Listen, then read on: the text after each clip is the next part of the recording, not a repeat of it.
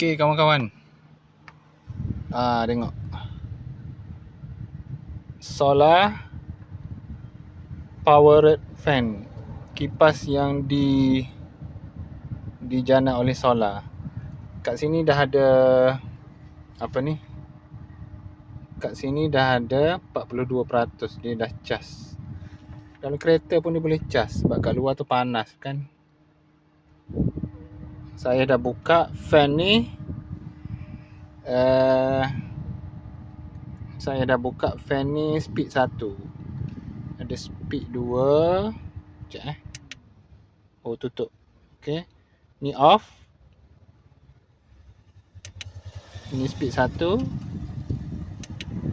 Speed 2. Ni speed 3.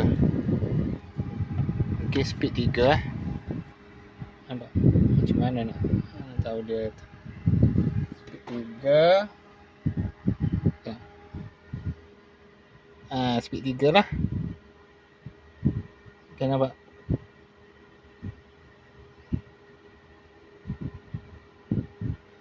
Okay, bila kita cas ni, cuba kita keluar sekejap.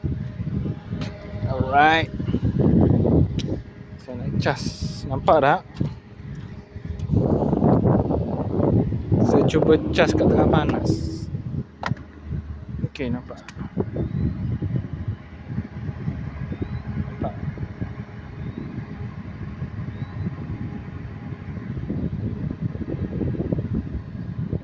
Okay, mana nak buat?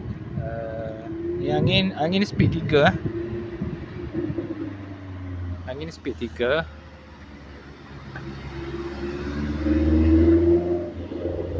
Panas ni.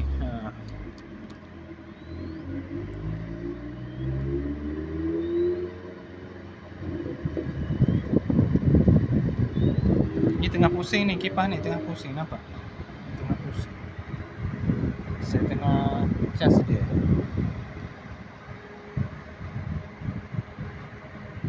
Dia bila dia berkelip ni dia cas lah. Kalau dia contoh kalau dia tak berkelip tu, saya tutup ni, dia tak berkelip tu, dia tak cas lah. Okay, nampak? Okay, nanti saya bagi link lah dekat beg kuning. Okay, tekan beg kuning. Wow. So sekarang dia cas lah. Dah 41. Okay. Sebab saya tinggalkan kipas ni dalam kereta untuk kegunaan kat kereta. Boleh bawa camping ya. Ini dia punya bentuk dia lah.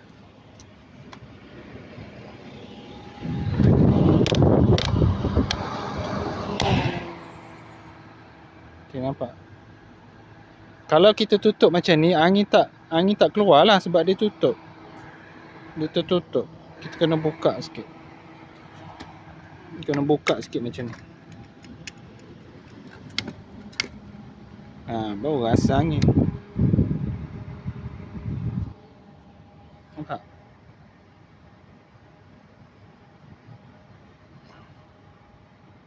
Kan? Angin tu. Nampak tak?